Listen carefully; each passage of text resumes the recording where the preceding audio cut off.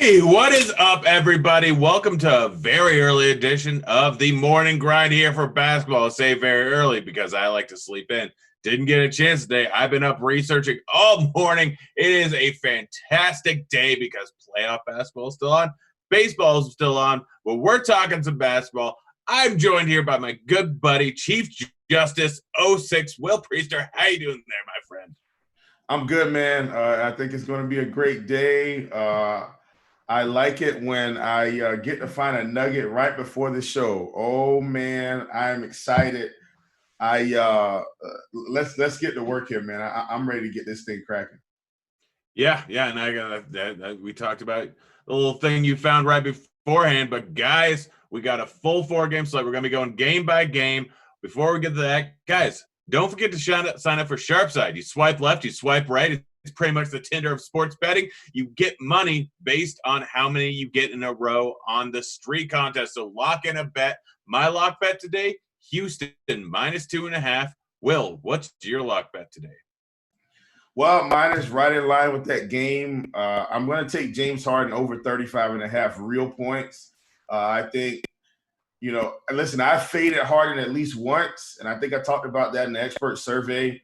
But Harden's ownership is going further and further down. Like, we're starting to get low 20s on Harden right now. I thought I was going to be able to hit the lock button. I can't quite hit the lock button, but I'm going to be well over the field on Harden today at low 20s ownership. And look, I mean, I think the builders get one stud and build around that today. I think that's a pretty close. I think you can go in the mid-range, but we've still got Harden without Russell Westbrook, and because we haven't seen 70, recency bias has his ownership trending in the wrong direction. I think Harden scores at least 45 real points today. That was kind of my hot take. Might not be as hot, but I really like Harden today at this lower ownership. Yeah, no, I'm right there with you. Recency bias is a massive thing in the playoffs because we essentially just have the same exact schedule every single day of the playoffs, and people just go off of what happened the last game, what happened on the game before, like what has happened so far in these series, and people don't realize that things change. Not every single game is the same. Some things are just variance, but there is some volatility. So if you just go strictly off of what has happened so far in the series, you're probably not going to get any leverage on the field. So make sure that you realize that things are a little bit volatile. But let's get into the first game here. We're going to start off with Milwaukee versus Orlando. Orlando is a 13-point dog. We have a 227 total. Let's start off. Giannis, one of the studs on the slate here, going to come in at decent ownership at 24%. Are you using Giannis in this game, or are you going Harden? It sounds like you are definitely going Harden. Yeah, in my player pool, I'm going to have the 3 studs. Giannis is going to be the one that I'm not going to have. But once again, you guys know I'm not advocating. If I do that, I'm trying to get more ownership on one of the other guys. And that's the only reason I do it. I'm still going to side with LeBron and AD when they're coming in at, under 11K. And it's not much on DK right now. So I'm not going to act like it's $1,000 gap like on FanDuel where LeBron's 10-5, Giannis is 10-5.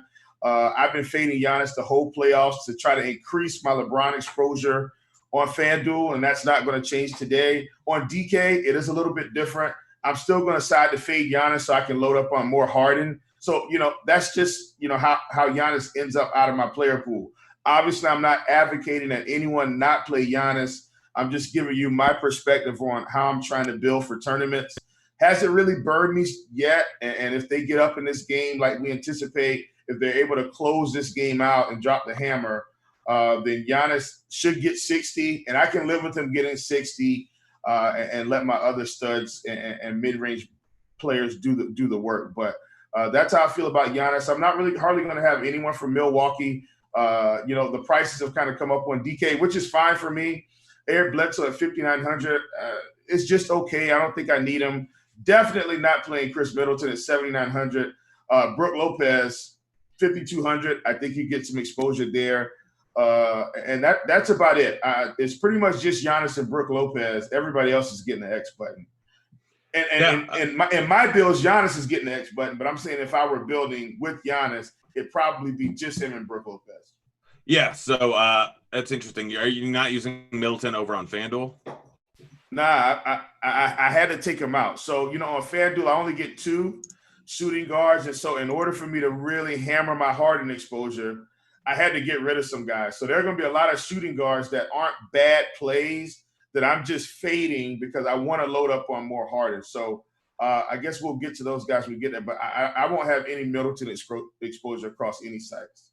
That's okay. That's an interesting little take there. I mean, Middleton just seems a little bit underpriced here, but I understand it completely because of the positional scarcity over on FanDuel, because of the ownership. I mean, we currently have him pegged it going for 37% ownership over on FanDuel. And it's obviously very much a price play. It's just the way the lineup construction ends up working out. But yeah, Middleton is going to be heavily owned over on FanDuel, a lot less so over on Draftkings here because of his price tag of 7.9K. Bledsoe, both sites are going to end up being fairly high owned. I understand it. It's not something I would be going with. Obviously, the minutes aren't really there that much right now. Doesn't seem like a guy that I want to be paying for if he's going to come in at near 30% ownership. So right there, Brook Lopez is sitting there at 5.2K, kind of makes things work. Going to be heavily owned on both sides. I'm actually probably not going with a whole lot of Brolo. I get that he's done decent so far in the playoffs, but I don't think that he's a guy that I really want to go with. What about over on the other side? We have Fultz sitting there at projected 46% ownership over on DK, 43% ownership over on FanDuel. He hasn't done a ton so far in this playoffs. Yes, he obviously has some upside. He's getting some minutes here. The game says Schultz will definitely be in there for a while. What are you doing with Fultz on both sides? I won't have any faults on FanDuel. On DK, though, where he's 4,500-ish. I think 4,700, excuse me. Usually, I would probably be full steam ahead. Here's what I would do with this Orlando situation on Fultz. Fultz is 4.7K projected at 46%. We've got DJ Augustine at 4,600 projected at 13%. Just X Fultz out of your pool and play Augustine. They're both pretty comparable. Even if you look at the projections, I mean, they've got about a 4-point difference. I'd be willing to roll the dice on Ross or Augustine over Fultz at almost 50% ownership. Maybe that's not completely right, but it definitely suggests he's going to have more ownership than some of these other guys. I'm more than willing to hit the X button on DK. Totally unnecessary for a guy that doesn't have a crazy ceiling in this matchup. I mean, he always kind of has a little bit of a crazy ceiling because he can get things around. The problem is his ceiling is so few and far between that we rarely ever see it. I like that call on Augustine. I like that he's a little bit cheaper and going to come in at drastically lower ownership. People obviously don't want to go with the guy that's not in the starting lineup. So going with Augustine is absolutely like something I can get on board with there. Really like that. What about the other pieces that are going to come in as moderately chalky? Ross is sitting there at 4.9K. Fournier sitting there at 5.3K. So far in the series, 17 points, 24 points, 20 points. Just hasn't really gotten together. Hasn't shot well so far this series. But obviously Fournier is a guy that if he gets a little hot, he can end up putting up some points. Any interest over on with Ross or with Fournier? I know that you're not trying to take up a shooting guard position. Over on FanDuel, what about over on DK? Yeah, I don't mind Fournier at 5,300. Listen, I don't think Orlando stands a chance to win any more games, but that doesn't mean they can't stay relatively competitive. I don't ever mind Fournier in this 5,500 and under range. It's when he gets up to 6K, 6,100, I just start hitting the X button. But in the low to mid 5K range, I don't hate it. Don't hate Enos. Don't hate, like I said, I've already talked about Ross. I think the wild card here is what do you do with Nikola Vucevic at 9,100? We've got him projected at about 10% ownership. And he's been able to really get off in some games, even with them losing. I think Vooch is an ultimate tournament play. Now on FanDuel, he's going to get a lot more ownership at 24%. But on a site like DK, where he's 9.5, and maybe you say, let's try to go with more of a mid-range build, and you take a Vooch, and you take a Chris Paul, you take a Braga. Like if you start to get in that range, I think Vooch is your guy. I've got another point guard that we'll talk about later that I'm pretty high on, but we'll get there once we get there. But Vooch, I really like on DK at 10% ownership. I think that's a touch too low for his upside. Yeah, no, I'm right there with you. We obviously saw what his upside is in the first game of the series where he absolutely went off. cheaper than a lot of the other studs on the slate, can realistically end up with close to the same amount of points as the other studs. So I'm right there with you. Anything else from this game, or should we move on to a game that's a little bit more interesting? Yeah, man, let's move on. I think this is going to be my favorite game of the day. I think you're not alone there in thinking that. Houston going up against OKC here, 223 total in this game. Houston, 2.5-point favorite. I think the line might have moved to 3.5 recently. Not really sure. It depends on which site you're on. But we got a lot of guys that we can play in this game. You already talked a little bit about Harden. Just give me your full spiel on why you want to play him, because I'm in full-on agreement with you. Yeah, I mean, when I look at Harden, I mean, nothing's really changed much. Russell Westbrook is still out. The fantasy production is still there. Just hasn't had a massive ceiling. But, I mean, if you're looking on even his DK stuff, I mean, 58 the first game, 49 the second game, 61 the third game, and he fouled out in overtime. He was pretty much on his way to 70 fantasy points. He just fouled out. I really like Harden, where the ownership is just – I've talked about it, it's trending in the wrong direction. We're getting him in low 20s now. I just think Harden's a phenomenal play. Now, I do want to kind of talk a little bit more about FanDuel than DK right now, because on FanDuel, Houston is just really, I don't want to say underpriced. Let's say maybe priced a little bit more appropriately. So, like when you got DK, on DK, Eric Gordon is $6K. He's $5,300 on FanDuel, lock and load. I think Jeff Green is a phenomenal play on both sides. You got a little bit of Daniel House, 5K, 4,800. I think Houston is a team that we can really get some good value from. And listen, I haven't done this all playoffs. I don't really like them, but I saw something in game 3 that I think Houston may utilize. I'm going to have some PJ Tucker shares today. I don't ever play PJ Tucker. I just feel like he runs up and down the court. If he can run into some steals and blocks, maybe we can get some upside. But I just saw something that I liked in this game. I am going to have PJ Tucker even on FanDuel at 4K in the center spot. That can really open things up for you. As you can tell, Houston is a team I'm really high on. In some of my lineups on FanDuel, I will for sure have 4 Houston Rockets. And I don't usually play that way. But when I throw Tucker into the mix, it's just how it pans out. So, and when I do that, you're able to play a LeBron. You're able to play an AD. You're able to get, some of those Bam and higher upside point guard combinations. So just wanted to kind of put that out there. I'm not saying PJ Tucker's going to go out and light the world up for 30 today, but I do think, with what I saw in game 3, I think he's got some upside if he can hit a few more corner threes. So just want to put that little teaser out there. I'm really high on the Rockets on FanDuel because of the value they provide. Yeah, no, I like what you're saying there, especially about Harden.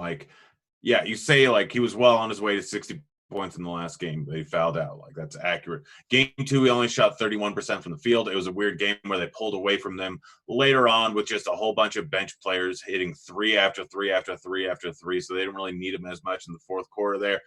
So that's why he only ended up with 50 points. We look at how he shot from beyond the arc.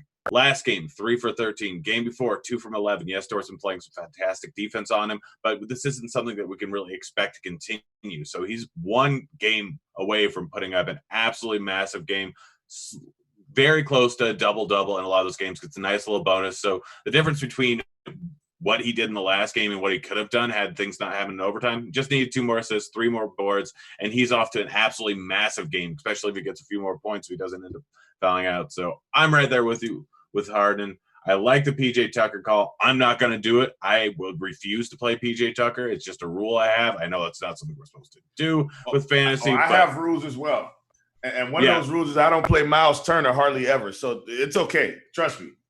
Yeah, we all have those, and it's never a good idea to fully swear off a player. But, yeah, I'm not playing PJ Tucker, although 4.2K, who knows? Maybe I'll break my rule. I don't think you talked about House too much. Obviously, a guy that's going to come in with a decent amount of ownership on both sides. Been playing well, especially the last 2 games. Been playing a ton of minutes here. Are you using House? Is he one of the guys that you're going to throw into your lineup, or is it just the other? Yeah. I'll have some House exposure for sure. I will say I don't think it's fair that House is 23% and Jeff Green is 19%. I know that doesn't seem like a big difference, but Jeff Green has been playing pretty good basketball here for the Rockets. 2 out of the 3 games. I want to say 3 out of the 3. He just didn't have the fantasy production in game 2, and nobody really had the fantasy production. Weird game, but I mean, it's just a small, percentage tick. But these are the types of decisions I like to make when I'm playing in tournaments. So on a site like DK, if my build isn't coming out the way I want it, I'll just X out a guy like House and bump up my green exposure. It's just, it's just how I play to get leverage. Same thing, same scenario with Fultz and DJ Augustine. There's not as big of an ownership gap, but I will be more inclined to pound, the pavement with Jeff Green over Daniel House at 5K. Yeah, don't mind that at all. I think that's a pretty good call there. Jeff Green has obviously been crushing it. Yeah, game 2 was so weird. I was sitting there live betting the game for most of it, and like the 14-0 run that Houston went on, and then OKC came back. It was a fun game to watch, a fun game to bet on, but it was definitely not your typical game that happens. So let's move on to OKC. Lots of potential guys here. Gallinari is going to come in a decent amount of ownership. He's played well so far.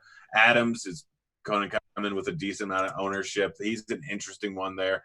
Played well in some games, played not so well in the other games, obviously coming off a little bit of a quad injury, I believe. We got Schroeder in there, probably coming in at low ownership, but absolutely a guy that can take over. SGA, Paul, who just took over the last game. What are you doing with OKC? I'm trying to figure out which guys I really want to use here, and I'm having trouble hammering down one specific guy that I want to have in a lot of my lineups. I think it might be Chris Paul for me, but what are your thoughts on him? Well, let me say this, and this is just a general blanket statement for everyone that's playing NBA DFS or NFL DFS. I do think it's beneficial to just watch some of the game, just to kind of get an idea of what the rotations look like. I know we can look at it in Court IQ, and we can kind of see the flow of the game. But, if you watch the game, you kind of see how guys are playing, how they're looking together. And, I talked about something I saw with PJ Tucker, or something I saw with OKC this last game that I think Billy Donovan is probably going to take a hard look at.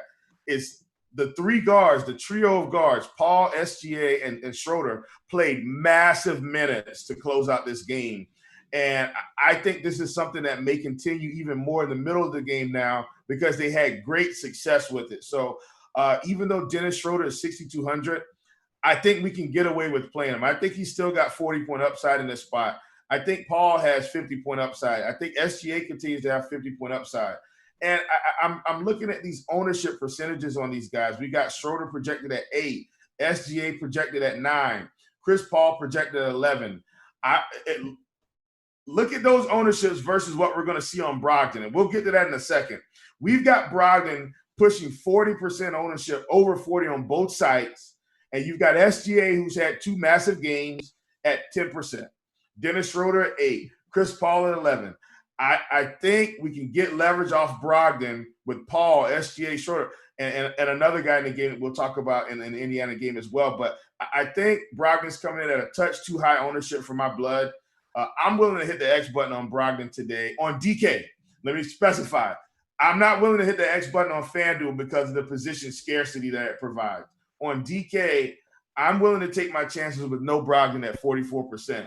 And load up on Paul, SGA, and Schroeder and see where it takes me. If he burns me, he burns me. But I just think these ownership discrepancies, especially when SGA is 7,400 and he's at both spots as well, we can put him in the point guard spot.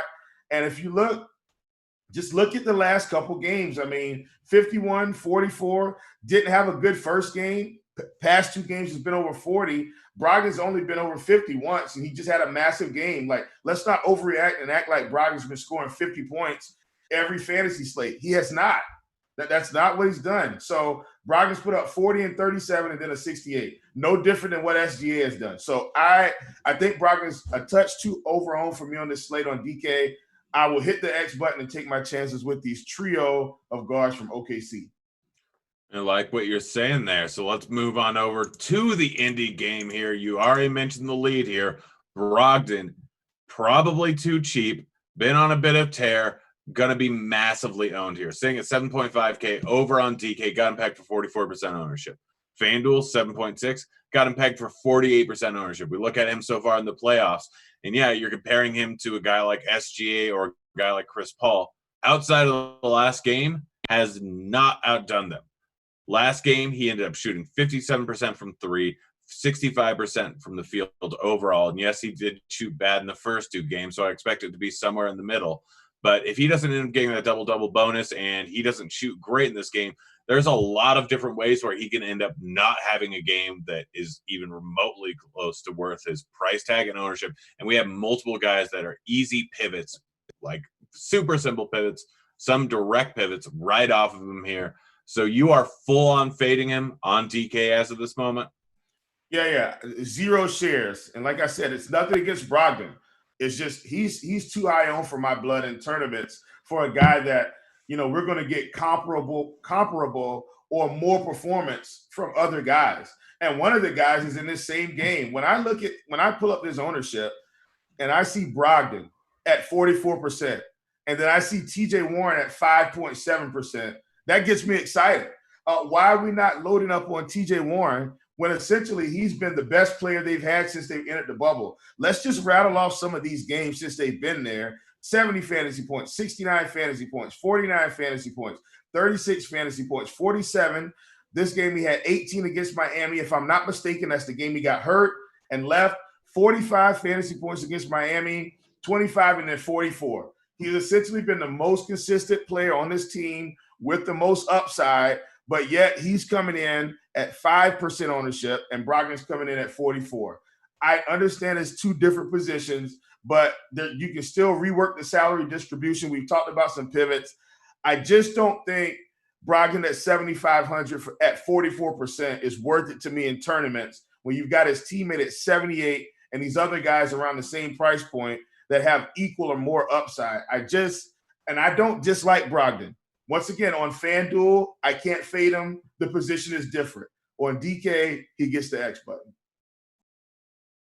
Well, I like what you're saying. It's definitely probably a smart game theory move. It's definitely something that'll make you a little bit queasy doing, but I do not mind that call at all. I think that's probably the smart play.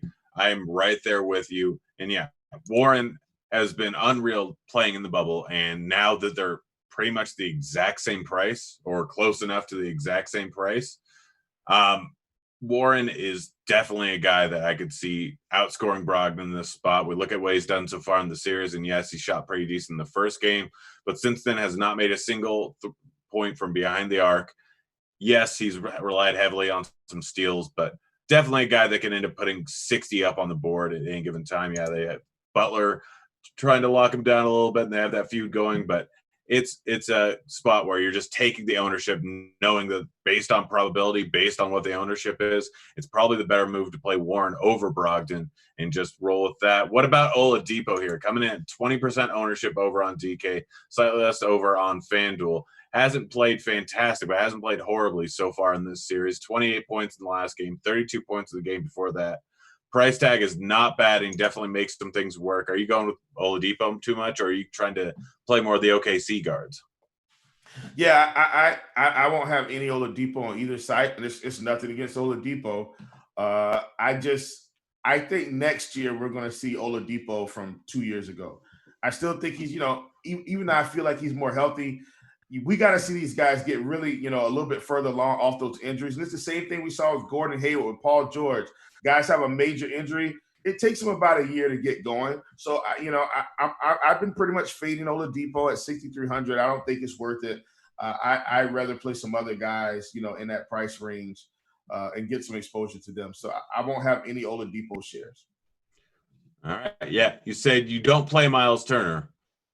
So you're not playing him today. He's only 3.8% owned, has put up 2 decent games in a row. Price tag's not bad, but I'm probably not playing him. I just want to make sure you're on the same page. Yeah, I'm not playing any Miles Turner. Just can't do it. I don't think look, I just don't play him.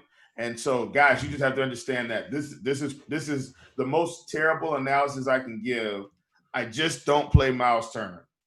And that's just the end of it. Yeah, no, that's fair. I've given that before, but if you want better analysis, like his upside compared to a lot of the other guys, the exact same range is Definitely lower. Like we haven't seen him put up much more than 40 points. While we have guys like Chris Paul, yes, they're different positions. We have guys like Chris Paul, we have guys like Brogdon, we have guys like Schroeder, SGA, all of which are just slightly less or about the same price tag as him, and they can easily go for 55 plus. Like all of them have higher floors, all of them have higher ceilings. Turner is going to come into less ownership, yes, but the discrepancy in ownership compared to guys like Chris Paul and SGA with Miles Turner is just not enough to make it worth playing him. So I'm fully off of him because of that. But what about over on the Miami side? We got Butler, who's going to come in with a ton of ownership here. Probably worth it. I know that you tagged Crowder. Talk about him. Talk about the guys over on Miami that you really like. I know you're a big fan of Dragic today. Yeah, man. Dragic, listen, I've been on Dragic since they entered, the playoffs pretty much.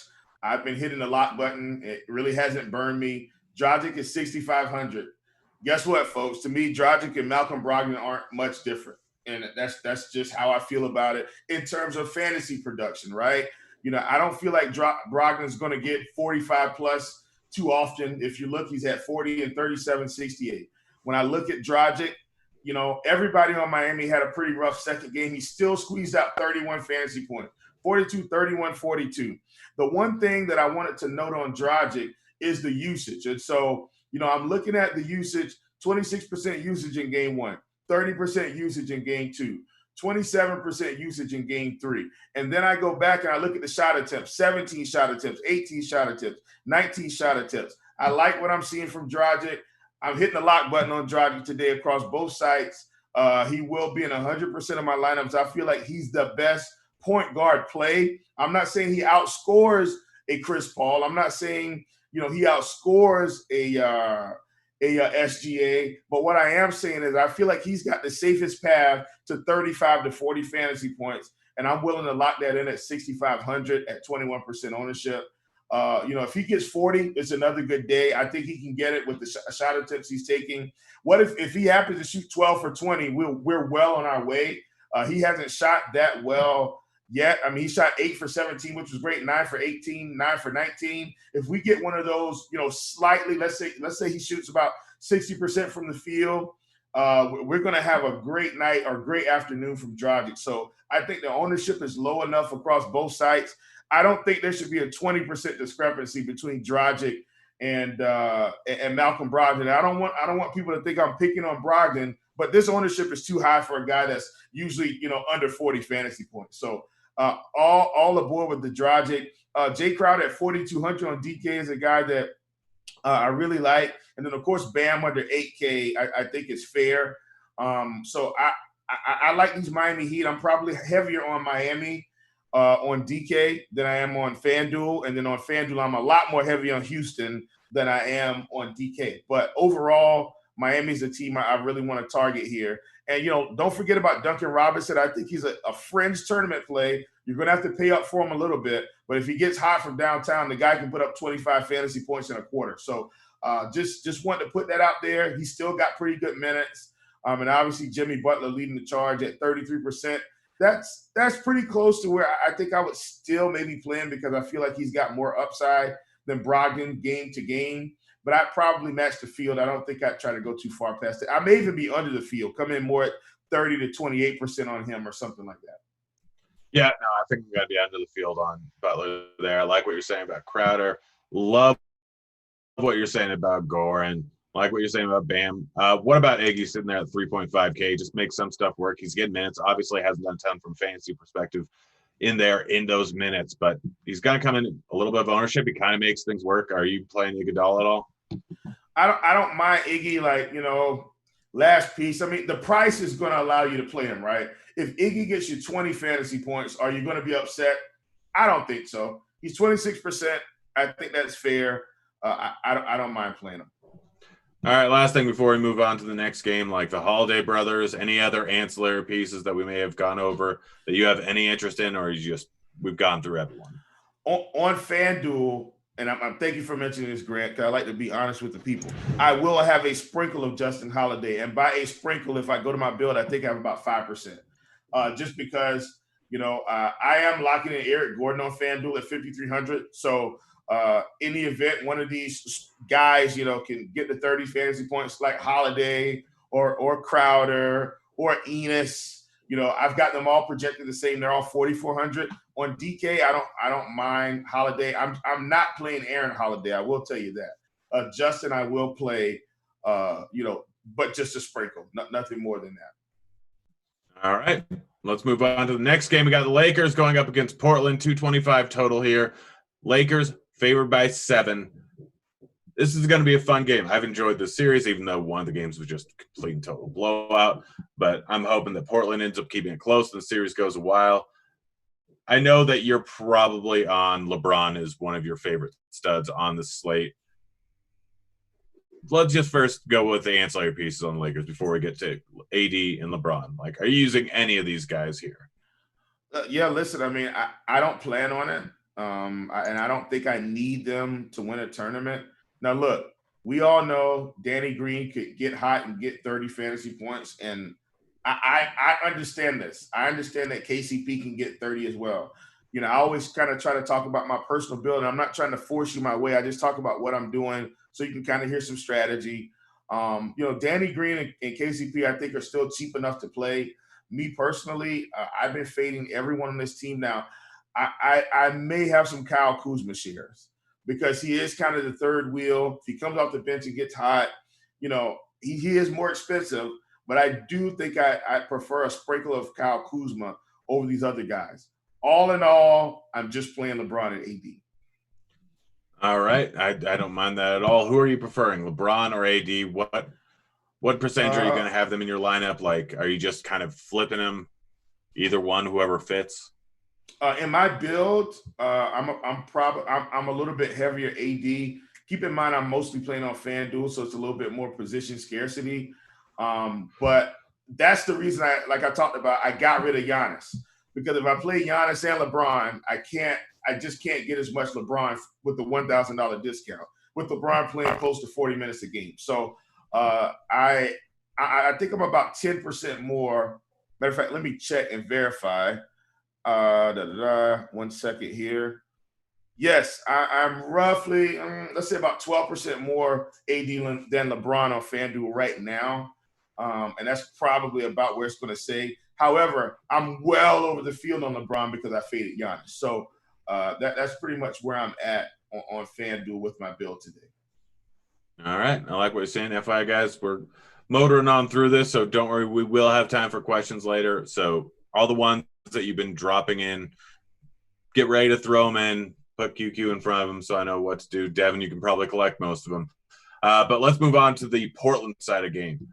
I'm interested in Lillard here. Like, obviously, over on FanDuel, the way things work out with his price tag, he's definitely going to be higher up. Higher up. Over on DK, he's sitting at 10.9K. He's right there with the rest of those studs. Hasn't had just an out-of-his-mind game so far in this series. But we all know that he can absolutely do that anytime. Lillard sitting at 10.9K, projected 5% ownership. What are your thoughts on Dame in this spot?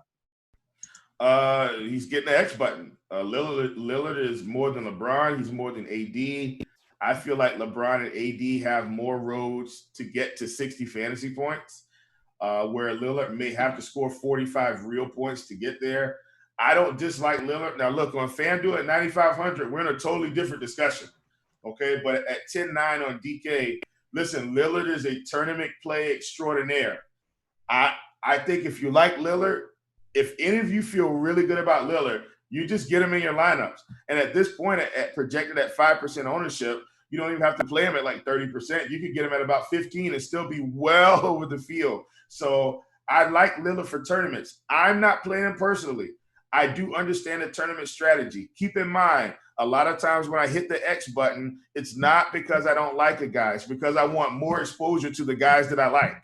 And so if I plug in a Lillard, I may not be able to get 40% LeBron. I may only be able to get 28% LeBron. Well, I don't want 28% LeBron today. I want 40% LeBron. So this is why I have to fade a guy like Lillard. I'm also fading CJ McCollum. I very rarely play CJ McCollum over 7K. I know he's had some big games, but now he's closer to 8K. I don't feel comfortable. A guy that I really like from this team, Carmelo Anthony on both sides, going to be heavily invested in him. And then on FanDuel, where Yusuf Nurkic is at the 7K mark now. I don't care about these bad games he's had.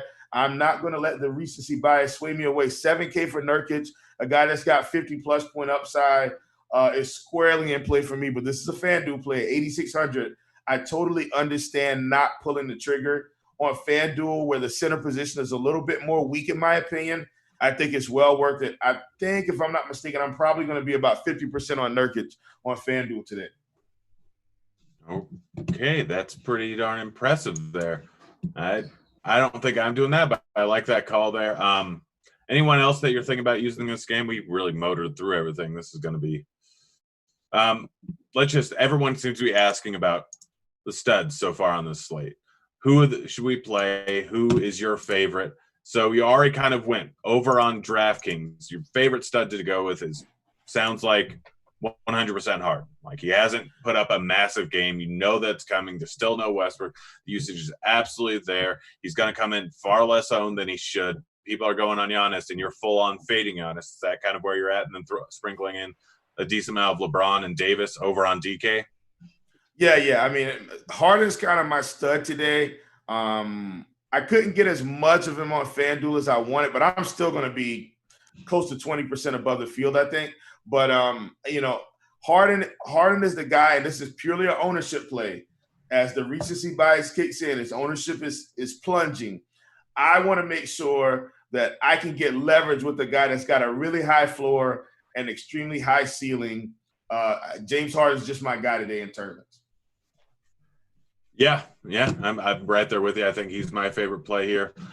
So James asked, Harden, LeBron, Giannis, AD, after remove for one from your lineups, you have Giannis at 0% ownership. He is X'd out. Yeah, and listen, I'm not saying I feel good about it, but I think all these studs in this tier have an equal opportunity to get to where Giannis is. I feel like Giannis is going to play 30 minutes. Giannis is going to put up 60 in 30 minutes. And I'm just going to take my chances with LeBron and Harden and AD playing about 35, let's say 38 minutes, and they're still going to get there as well. And let's hope they exceed that in a more competitive matchup. All right. Thoughts on Tyler Hero? He's currently pegged at around 20% ownership. Hasn't done anything great. Hasn't done anything terrible. Yeah, I mean, I've got Hero. I've got let's see. On FanDuel, I'm about right with the field. We've got it projected at 20. I'm at 22. So I'm pretty much going to be with the field on FanDuel. He's 5K there, 5,500 on DK. I still think you can play him on both sides. We know he has some upside. So, I mean, if the guy gets you 30, I think you would accept that. I'm not saying he's getting 30. I'm saying he's capable of 30, and that's what we're trying to speculate in tournaments. All right, next question for DK single entry. I don't fully understand this. It says Paul or SGA or Augustine Paul. I mean, there's a pretty decent price gap between Augustine and SGA, so you're just asking, go ahead and throw that back in there. I don't know, but also a question like Schroeder, SGA, Paul, like, would you use two of those guys in the same lineup, or are you just sprinkling one or the other in there? In some lineups, I will have all three today.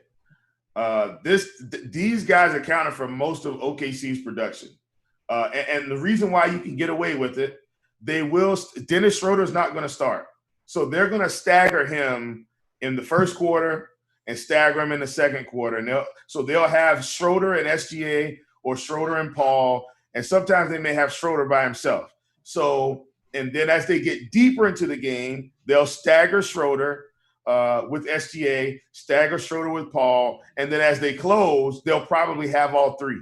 So in some lineups, not all, I will have all three, but I think having a combination of the two is perfectly fine. Yeah, I'm kind of right there with you. DK GBP, favorite forwards under 4.9K. I got to assume that's just Crowder. Yeah, Crowder is for sure in there. I think if you want to play these Orlando guys, like because you don't really have a whole lot of value there. So, if you want to play like a Terrence Ross at 4,900, I don't hate it. If you want to play James Ennis or Gary Clark, I don't hate it if you absolutely need the value. I guess, let me say this. I guess we didn't really talk about Dort. I'm more invested in Dort on FanDuel because he's absolutely rock bottom min price. So if he can run into 20 fantasy points, I think you'll feel good, especially with me playing a whole lot of Harden. I needed the salary relief. to get the rest of my ownership parameters in line. I don't think he's as necessary on DK. I don't hate it, but I don't feel like you have to play him. On FanDuel, I feel like maybe he's probably more in consideration because he's rock bottom minimum playing about 35 minutes. All right, on the 2-night slate, DK, do you go with more of a studs and duds build or balanced lineup? To be honest, I haven't looked at it, but I mean it's the 2-night games. That's going to be the 6:30 game and the 9 game, and the 6:30 game is that's the Miami, Indiana, and then the Lakers and Portland. If you're on DK, most people are probably going to play Brogdon. I think you're going to have a combination. I think you're going to need at least one stud. I don't think you can fade LeBron and AD, and I don't think you can completely go balanced on that. I think you get one stud and maybe build around that, and then get you one or two value pieces if you can. Like you'll probably need Carmelo. You may need Justin Holiday on a slate like that. So totally different bill. I haven't really looked at it, but that's just me trying to think through it with the players that are available. All right. If Adams is declared out, I don't think he's going to be, but if he is, Baisley or Noel? I think you just take Noel for 3,700. He's going to get at least 25 minutes. He runs into some blocks. I think you're good. And I'm not saying they won't play Baisley, but Noel is definitely pretty cheap on DK. Now on FanDuel, he's 4,500, but power forward is fairly weak. So maybe you can increase your AD shares. Maybe he can get close to Jeff Green production, and you kind of live with that. All right. Favorite overall setter to run? I believe you said it's probably going to be Nurk. Nurk on FanDuel, I actually think it's still going to be Vooch on DK just because of the ownership. I think it's a touch too low for his upside.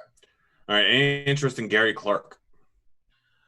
Slight. I mean, if you need the value, I don't hate Clark. I think it's fine. He's not someone I'm going out of my way to roster. If he fits, I'll put him in. All right. Who are the 4 Rockets that you're playing the most on FanDuel? Harden, Gordon, Green, Tucker. And I have the lock button on Gordon and Green, just so you know. I've got them in everything. All right. Fournier or Clark on FanDuel, pure fantasy points? Well,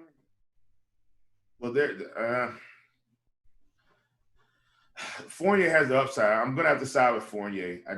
I can't take Gary Clark over Fournier now. If you're trying to do it just in terms of salary distribution, then obviously I think you take a look at Clark. But I'm always going to side with Fournier over Gary Clark. All right, I think we've already caught up to every question on 4-game slate. I'm not surprised that we moved through a little bit quickly. Still got a couple minutes, so anyone throw it in, or we're probably just going to end up getting out of here somewhat early. But I'm looking through, seeing if there's any questions that we missed here. Listen, we're good. Whenever we have time, I like to talk strategy and just kind of, walk them through GPP play, and not necessarily for this slate, but just in general. And a lot of times I know you guys will probably hear me say some weird things. Like I'm sure on this show I said I was fading Harden, and I think Grant was on that show. And Harden did not have a great game that game, but it wasn't about him not having a great game. It was more about the things I talk about, being able to get more exposure to LeBron and AD, which I like more. Same scenario with Greek today. And then now you see in reverse, I'm looking at Harden's, very low ownership. When I was fading Harden, he was more like 45% on. Well, today he's going to be around 20% on. I'm willing to accept the risk and take on a lot more Harden shares to get leverage on the field. And so that's really the name of the game in tournaments. You guys know that I hit the lock button on oddball players a lot. But, when I've got a guy like Eric Gordon who's playing really well at a weak small forward position on FanDuel, when I'm already fading Giannis, I'm just going to do it. When I look at power forward on FanDuel, it's very weak. You've got AD, you've got Bam, and then there's drop-off, and then you've got Green, and you've got Clark. Like, you've got to take some stands, in my opinion, to win tournaments. I can't go and play everyone. And so those are the stands that I take. Just wanted to kind of put that out there in terms of strategy and how I kind of try to approach tournaments. All right, nice. Yeah, we got plenty more questions. Thoughts on Ennis today for FanDuel GPP? Yeah, don't hate it. I don't think he'll get kicked out after that $15,000 fine. Yeah, Whiteside. Any interest in him? We didn't really go over him too much. Don't hate it. I'm not playing him at all on FanDuel. I think, he's an ultimate GPP play. He gets 4 blocks. He might get 30, but I don't think he's necessary. All right, 6X for Bledsoe today in under 30 minutes, question mark. I'm hitting the X button on Bledsoe. I haven't played Bledsoe at all on these slates, just X button. He's not even playing 30 minutes. He's playing mid-20s, upper 20. I'm not playing Eric Bledsoe. Yeah, any Rivers love today? Negative. All right, someone says it's all about fantasy points per dollar. No, fantasy points per dollar is not an accurate indicator because the arbitrary floor that all these sites put on make it entirely different. Fantasy points per dollar on Yahoo is entirely worthless because it's always going to be the smallest price guys. And fantasy points, if DK arbitrarily put the minimum price at 7,000, every single time it's going to be the highest price players. Then if you put it arbitrarily at 2K, it's going to be the lowest price guys. The floor is what makes it so it really does not matter. So fantasy points per dollar is not an accurate indicator. It's just kind of what we use as a go-to here. Realistically, if you're over on Lineup HQ, the smash percentage is probably a better thing to go to, which I believe is 3. I can't remember. It changes for every single sports, but I think, 4X plus 15, I think is generally what they use. Because of the arbitrary floor, it's different. And it's also different on every single slate.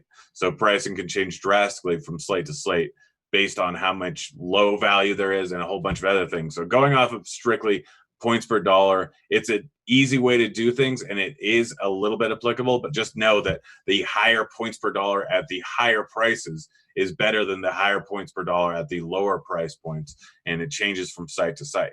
On DK, pair AD and Braun with Harden. I don't think you can do that at all. Or today. AD / LeBron or with Harden. Okay. You might be able to give it. I'm not even sure if you can get away with that unless Clark or one of these cheap guys gets you 30. I'm more geared towards a 1 stud build today. I don't know if you can get away with 2 and feel comfortable. Yeah. Someone asked what's the gem you found, and I believe it was Warren, right? Because it's an easy swap over from Brogdon. Yeah. I mean, it's just an ownership thing, and I feel like Warren and Brogdon are pretty equal in my book. I feel like Warren's played better overall in the bubble. One's at 5%, one's at 44%. I'm willing to ride with the guy at 5%. Yeah. You said you're fading Giannis on FanDuel. I believe that is correct. Yes. Everyone keeps asking about Clark. You're not on him. I mean, like shares. I don't think I have him in my build currently, and I probably won't end up with him. But I do have Enos, if that helps any. Yeah, Enos or Fournier. Which site? Does it? I mean, I'd side with Fournier if it's straight up. Yeah. Any Carmelo? Oh, plenty of Carmelo for me today. Thoughts on Gallo on FanDuel? I've hit the X button on Gallo on both sites. I don't play Gallinari over 6K. He doesn't score 40 points enough for me. Mid 5K, I would play him all day. Danny Green or KCP for cheap value? The toss up, either one. Yeah, I mean, either one of those guys is fine. They're about equal to me in that offense at this point. Augustine and Schroeder or Caruso and SGA? FanDuel. Probably take Augustine Schroeder. Opinions on Vooch after Bucks took the 3 away from him? I still like him. I think he's going to be fine. Jeff Green, you're playing him. Yep. I got the lock button on Jeff Green. I'm not just playing him. I've got the lock button. Nurk at 4% over on DK leverage spot. Yeah, I don't hate that. I mean, he's a lot higher price, but the guy's got 50-point upside. If he hits it today, you're going to be on an island. All right, AD and DGA or Dragic and Gallo. Oh, AD and Augustine or Dragic and Gallo. Yeah, AD and Augustine easily. All right, we already talked about Jeff Green. We're almost out of time here. Last question, I think. That's not even a question. Nope, we're out of questions. Guys, it's been fun. Will, thank you. We got Roth, we got Meansy, we got Tuttle on the next show here. Crunch time, it's coming up. Good luck on all your contests. We're out of here. See you, kids.